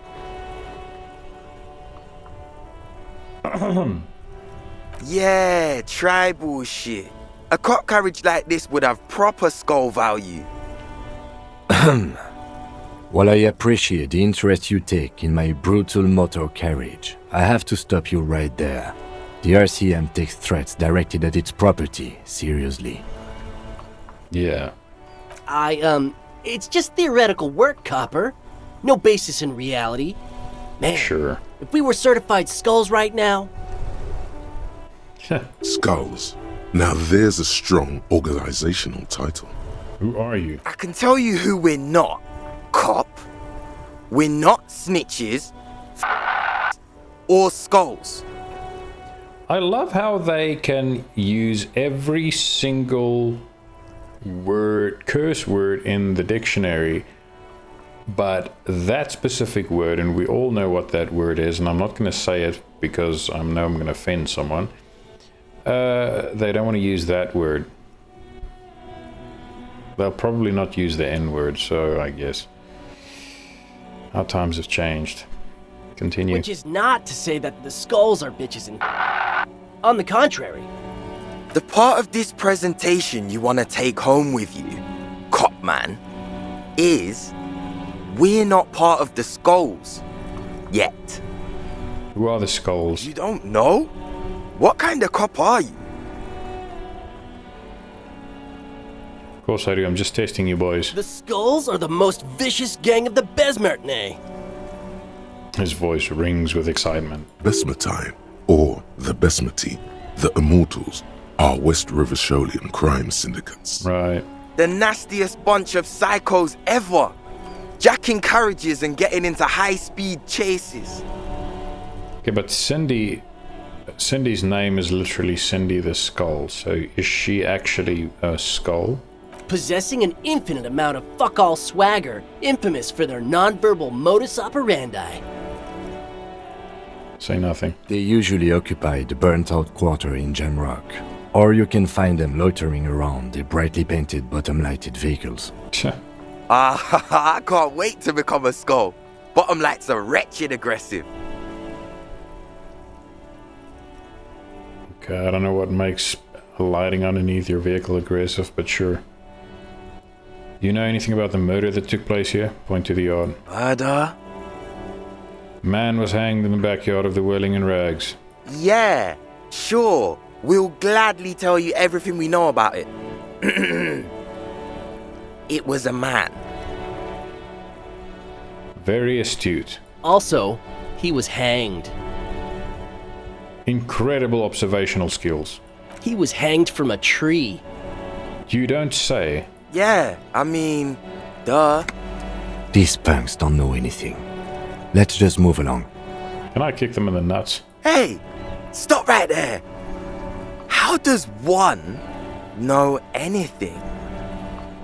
Ah, this sounds like epistemology. A field so occupied by thought that it begins to question thought itself. I know that you don't know shit. Exactly. How can one know shit? We should move along. Let's just change the topic. I'm not going to entertain this dumbass. Couldn't keep up, huh? Sure. Let's try something different then. Do you guys know Cindy the Skull? Oh yeah, Cindy's a right proper skull. The young man's eyes glaze over, his voice filled with longing. Yeah. A true artist of the future. Just like Arno van Eyck. By the way, if you see Cindy, give her our regards. He adds, returning from whatever void he was just visiting. The lieutenant on your left is unusually lenient toward them.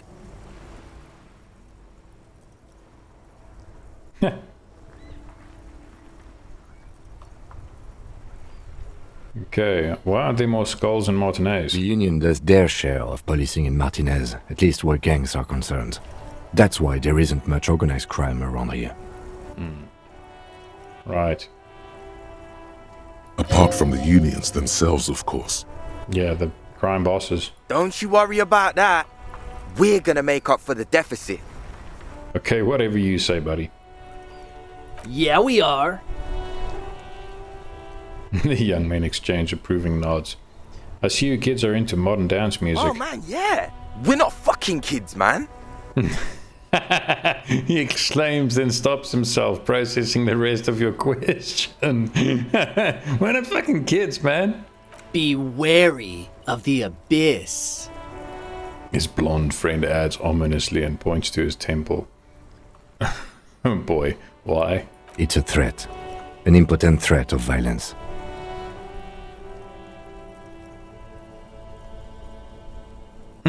I just wanted to talk about music, and now there's a conflict all of a sudden. It's too much. Nervously shake your head. A threat? Good, I like those. Don't fuck with me, boys. I'm one of the bad cops. A threat? Good, I like those. But I don't. In fact, I dislike them so much I'm willing to drag you boys back to the station just to calm myself down. Hey, there's no need for that. We're just talking here. Joking too. Stay light, man. Yeah, maybe don't screw around with the police, you idiot. Yeah. Didn't you cops, have some questions about skulls or some shit? Their rhetoric is their rhetoric's not confusing. They didn't say. They said they're not part of the skulls yet. Enough about the scullery then. Mm-hmm. What's with the jackets? What about them? Why does your jacket have piss written on it? Well, first off, it's a statement and not necessarily something that characterizes me as a person, even though the statement has character. And I do like piss.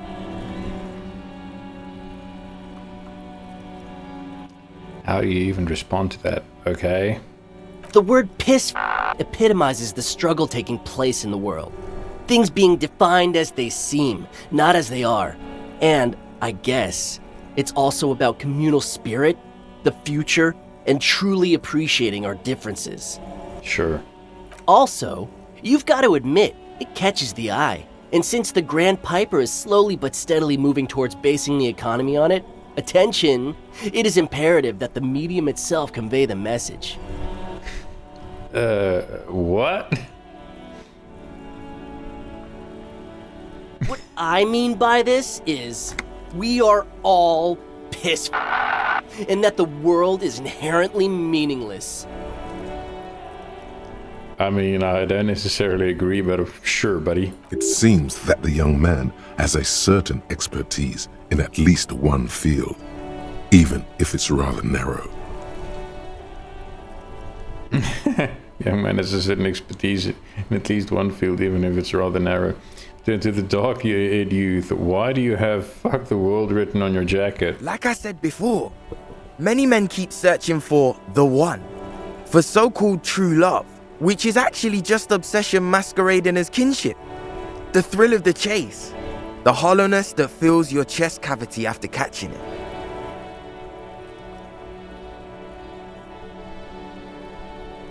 I mean, it's not necessarily that there's a hollowness after catching it. Sometimes the hollowness comes after you lost it. Or maybe fail to catch it. When it slips through your fingers. I'm wondering if the poetics come with the jacket, or are they derived from something else entirely? To catch a fish, you'll need to hurl the lure many times, and even then it isn't certain that you'll get anything. If you blow up the lake, though... Well, then you get all the fish, but they're blown up. That's a terrible metaphor. You get more fish in a shorter time. And, for time is of the essence and fleeting ever so quickly, one must think of a way to fuck the whole world and not get caught up in fucking someone. Okay, buddy, whatever you say. Because when one fucks everything, he fucks nothing. And that, to me, feels glorious. Sticking your dick into the void. What are you on? Is it a coincidence that here we have 2 badass jackets and 2 badass cops? Definitely a coincidence. Your lack of imagination is baffling, but you do make up for it with, yes, questions. Well, talking with you has definitely been something. Get away from Kim's car. This is making me uneasy. Inside, you see a set of steering levers, a radio microphone. Pick up the radio. This is Precinct 57. How may I assist you? Connect me to Jamrock Public Library. Oh crap, it's 7:53. In the cabin. Sorry Alice. Sorry, it's too early. Crap. Okay. Well then, while we're here, let's see if anything's changed around here. Seeing as it's a new day. See what we can see. See if there's anything new in this truck. A lorry abandoned by the smell of cigarettes and perfume. Okay. Close the road. Nothing new there. I'm not sure the old lady's gonna have anything to say. But she hasn't said before. What's a scab mean? Let us through. Blah blah blah. Okay, nothing new here. Let's quickly check out the whirling. This guy's been standing there for days. Let's check out the whirling. See if there's anyone here that's new. Okay, nope, nobody new here. Guard! Hey, was there something you needed? Well, well. Bringing him that new bird sure made a difference in his attitude. Yeah, he actually doesn't sound outright hostile to us anymore, towards us anymore, but I mean, we still trashed the room, so... But we did pay for the damages. Even though poor Kim had to sell his freaking hubcaps. Where is this woman?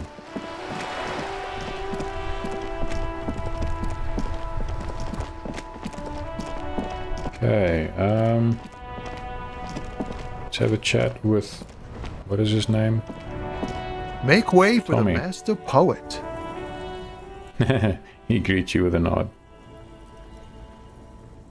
Okay, cheers, buddy. What I'm going to do is I'm going to quickly go through a book again. I don't want to read Man from Hjelmdall and Devil Woman yet. Let's just go through the Innocence again. Browsing through the book again. Your educational survey is done. Did you catch any of that? It seems... Okay, so it was Pericanassian. As the first question. And then we have Franco Negro. Question. And then we had... No. Erna Pasternak. The most final... I've got it. And then we have Dolores Day. Everything and more. Congratulations. An A. You really navigated some... but endless... Okay, put it away. Now I think she said... oh,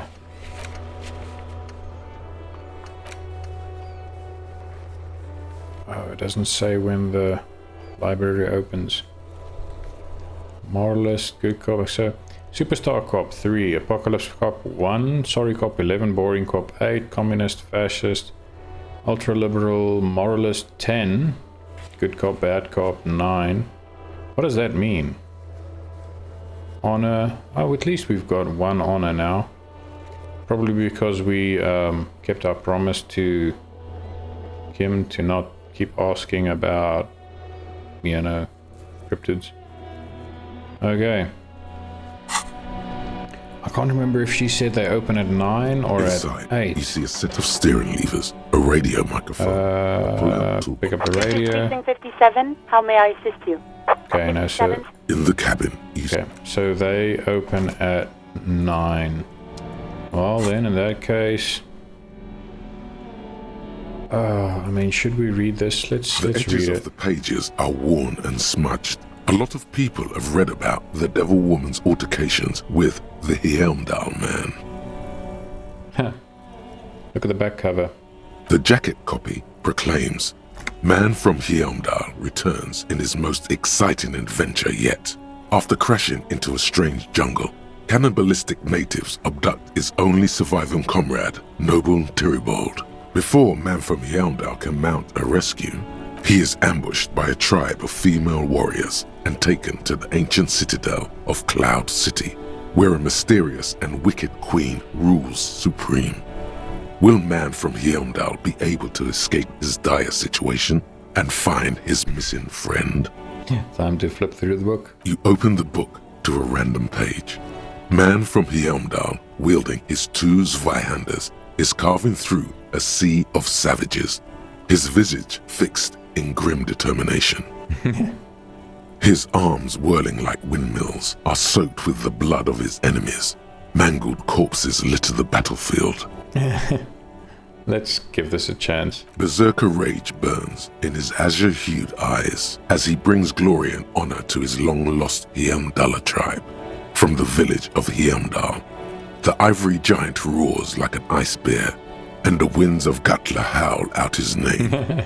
Give me more! Man from Hjelmdall rides on a gilded griffin, his golden mane billowing in the breeze. Both Zweihanders sheathed on his back. He is off to war. Will he conquer his enemies? Will he conquer himself? Onward! The steel muscles of Man from Hjelmdall gleam in the humid jungle air. Yet the man does not sweat. In meditation, his soul drifts in the frigid northlands he calls home. Holy shit, this is so me. Really get into the book. A passage reads, The man from Hjelmdall looks up, his eyes blue as the mountain lakes of his homeland. He rarely speaks, but now his voice booms in the darkened throne room. Do not try to sap my masculine essence, wicked temptress. Son of Hjelmdall will never succumb to your seductive wiles. Oh. Thine spells are no match for purity and strength of will. Brothers of Hjelmdall, stand above the vices of flesh, for it is weak and corruptible, yet mine is forged in gore and strife. Queen Lydiana just laughs, a sultry and salacious sound, then says, I have grand plans for you, man from Hjelmdall. She gestures her diabolical hand toward a diabolical hand. Congruence. First, you shall please me. Then lead my armies against the vicious cannibals. Okay. Not a muscle moves in the face of the man from Hjelmdall. Yet inside, there is turmoil. This goes against all he holds sacrosanct. I kept hoping it would get better, but the writing is terrible and repetitive. Wow, this is epic. In the final pages, man from Hjelmdall mounts Gallavarin, his mighty griffin, and turns his gaze to the horizon. Queen Lydiana is dead, but an army of cannibals is storming the gates, and still there's no word of trusty Tyribald. Oh, shit. To find out what happens next, you'll have to pick up Man from Hjelmdall and the Three-Eyed Skull. Available in fine bookstores everywhere. Spring 39. Okay, put the book away. I want to read all the Hjelmdall books now, man. Okay, let's talk to Alice. You see a set of steering levers, a radio microphone. Pick up the radio again. This is Precinct 57. How may I assist you? Did you find out more about the owner of the armored boots? Sorry, sir. I still haven't heard back from the database people. Try calling again later. Is there anything else I can do for you? Okay, connect me to the library. I'm afraid they're closed. Oh, they open at 10 a.m. Anything else, detective? Okay, alright. Thanks, goodbye. Let's do this again. Interact with the book. Greatest innocent. Crack it open, continue. Survey is done. Did you catch it I don't know. for the best? Put the book away. Interact. The greatest innocent. I actually need 1 minute. Crying out loud. Let's just do that. Okay, and there we go. Inside, you see a set of steering levers, a radio microphone. Okay, pick up the radio again. How may I assist you? Connect to the library, please. Thank you. Ah, here we go again. I've got Central Jamrock Public Library on the line, and I've already introduced you to their librarian. Connecting the call in 2, 1. Yes, this is Central Jamrock Public Library here. How can I help you, officer? He sounds worried, yet ready to assist. This is how people get when the police call. I'm looking for any information that you can provide on Billy Mijan, a reader. Billy Mijan, you said. Give me a moment, I'll have to check our database. He puts down the receiver.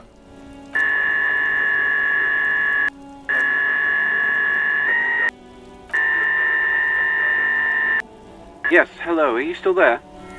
I found Billy Mijan's home address, is that alright? No phone number, unfortunately.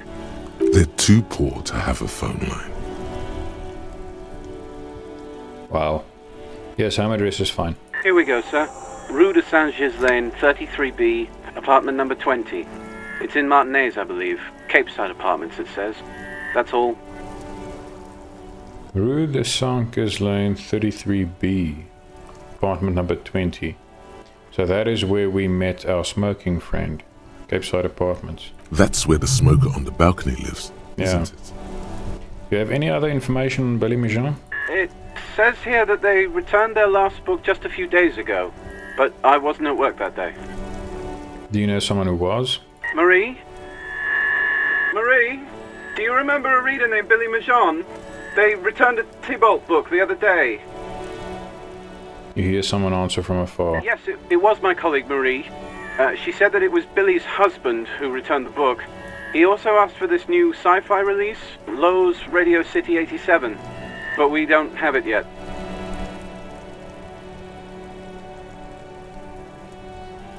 Oh, so it's her library card. I don't know why this woman's situation makes me so sad, dude.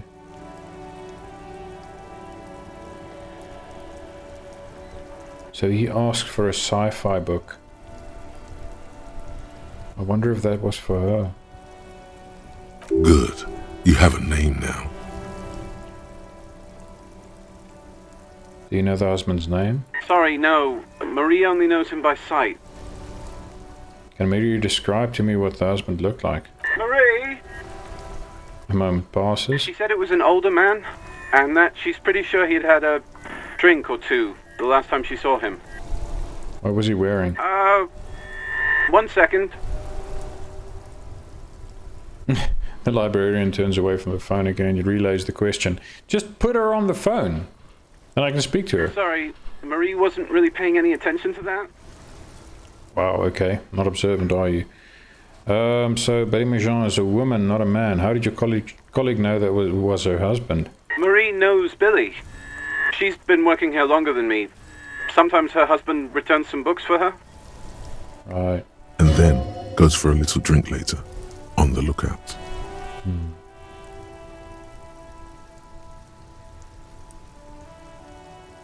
Okay, thank you. That's all from me. I have no other questions. Happy we could help. Goodbye, officer. The librarian hangs up and the call gets redirected back to the station with a soft click. Anything else you need from me? No, because you still don't have info about the... You see as... About the boots. Alright.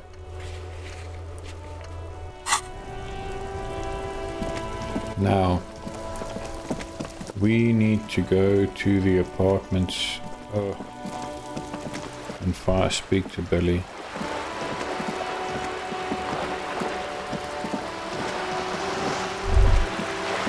Whoa. What have we here? A bridge? A bridge with loose nails and rot-infested wood that creaks in the wind. A construction code violation if there ever was one. I mean, I don't really think anyone cares. Whatever let death come, I'm a Revacholian badass. Kim, it looks like we've got a construction code violation. Guess I'll have to take my chances. Guess so. Just be careful out there. One false step could cost you dearly. Okay. I mean, we haven't fallen yet. We've been across this bridge quite a few times. Okay. Let's see if we can find room 20. Or apartment 20.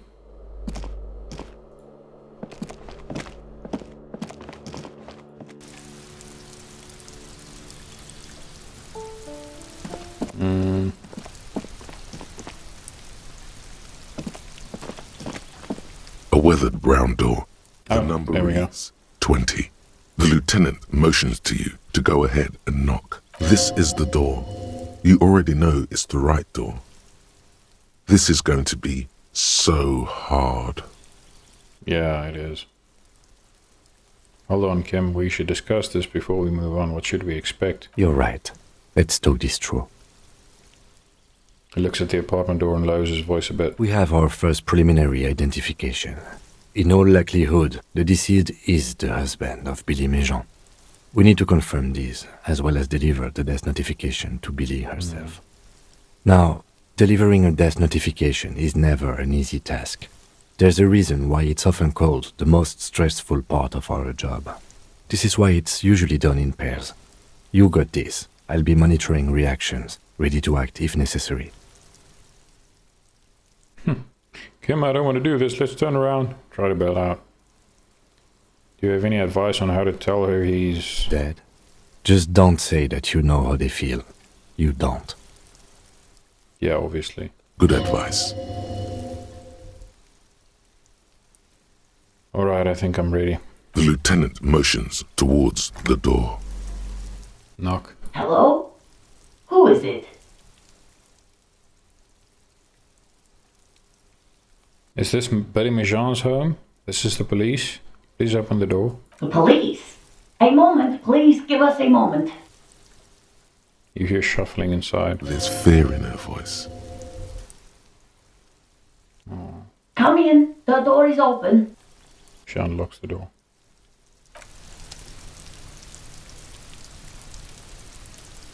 Oh, I feel so bad for her.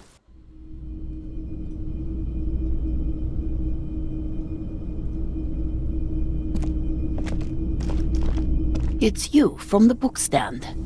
Did you come to bring my cockatoo back?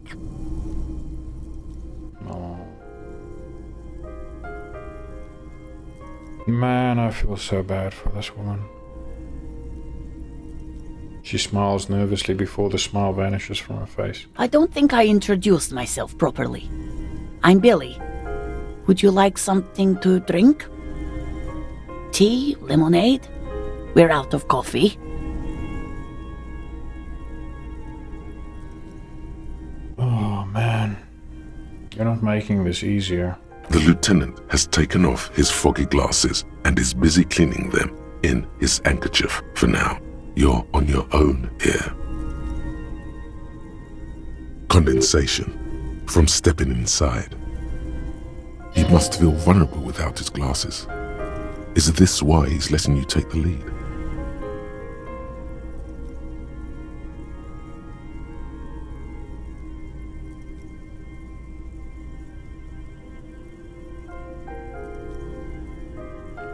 Thanks, but I'm alright, or I'm not really here for the tea.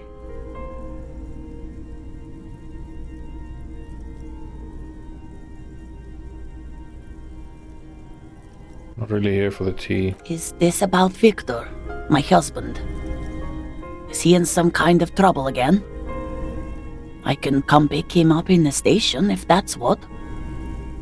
She stops, her eyes trying to read answers from your face. No, this is something much worse. Is he in a hospital? How bad is it?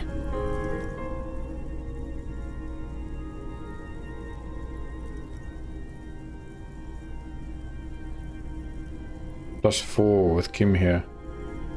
+1 identify the leather jacket. +1 identify the library card. Discuss things through with Kim and Lieutenant's handkerchief. Oh.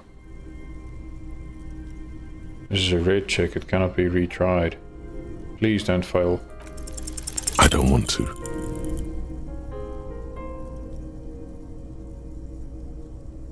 Wait, what? There has been enough pain. But we have to. I don't want to do this.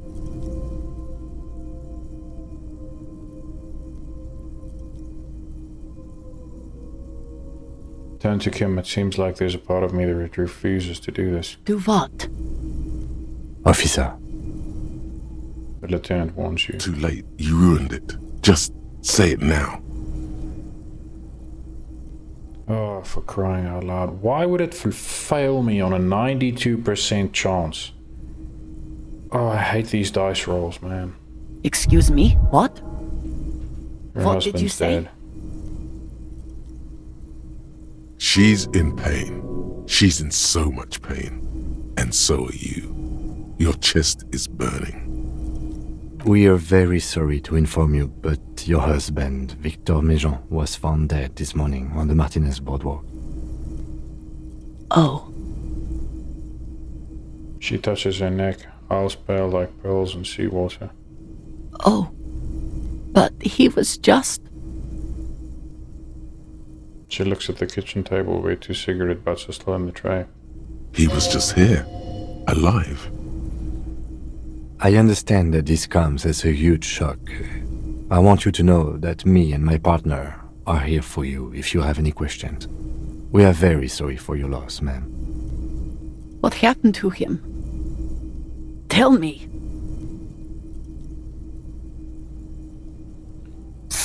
I'm just gonna...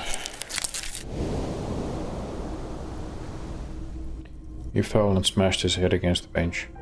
And you just... found him there? Lying in the cold? No. She shakes her head. How long had he been there?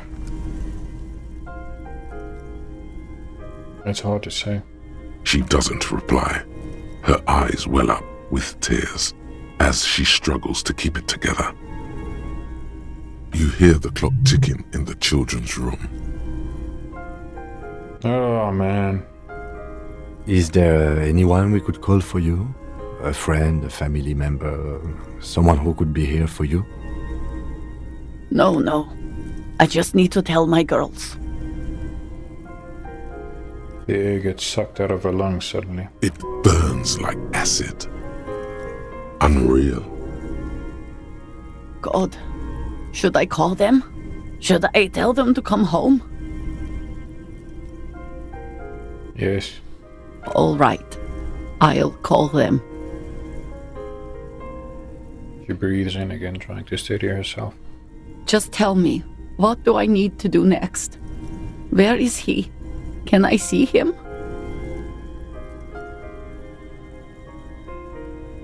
Alice said she was going to send someone to collect the corpse, so you'll be in the morgue. And who should I contact? He was taken to the city morgue. The local coroner will be contacting you shortly to arrange the funeral. Here's his number, in case you want to contact him earlier. He hands her a leaflet with the morgue's contact information. Is there anything else that the RCM could do for you? No, I'll call you if something comes up. I'm still a bit... She rubs her face, blotchy and numb.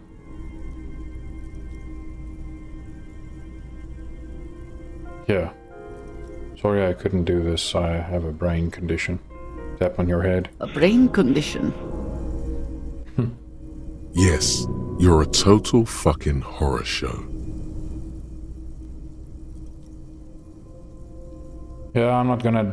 this woman's husband just died because he drank too much. You know what? It doesn't matter. I'll just leave. Again, if there's anything we could do for you, then don't hesitate to call the RCM, ma'am. She just nods, distant and inconsolable. The bed springs rattle beneath her as she begins to shake.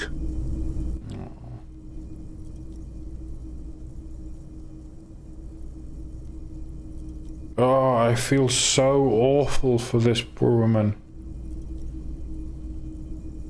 I'll take it from here. Thank you. She points at the front door, breathing fast now, holding herself back. We should step outside and talk. Set the library card by her. Leave the room. Oh.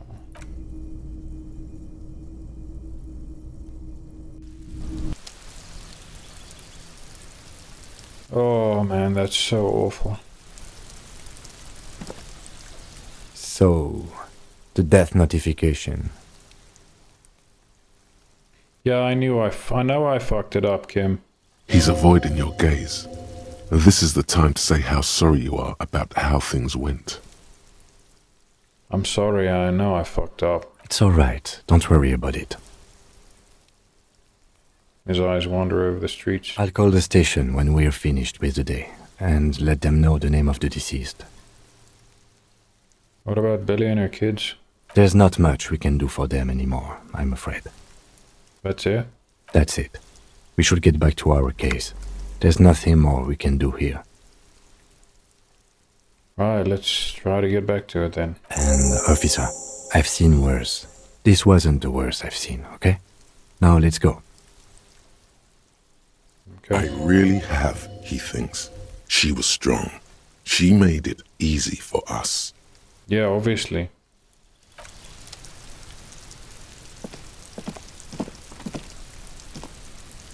Oh boy. This game just wants to rip my freaking heart out every time.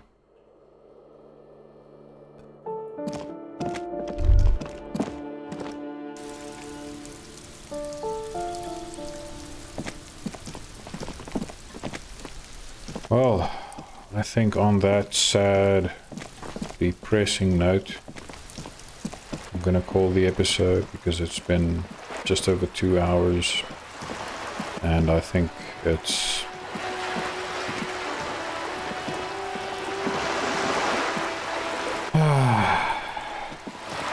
yeah.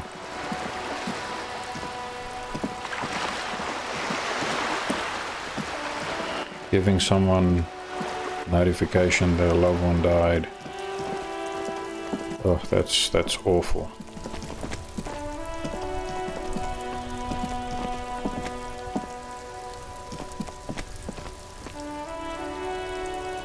Yeah, well, on that super sad note, guys, thanks for watching. We've made some more progress. Next episode we'll see what's going on in the rest of Martinez, see if there's anything new that popped up for the new day. And we need to build up some XP for another skill point. But what I'm thinking is we might try and punch Measurehead again, seeing as we've got the gloves now. But yeah, I don't know if that's gonna go well. I just don't like his race theory bullshit, man. It's just so... oh, it's so bad. But anyway, thanks for watching. If you enjoyed this weird, wacky, and sad ride, drop a like and subscribe if you want to support the channel. Appreciate the time you spent here. See you next time.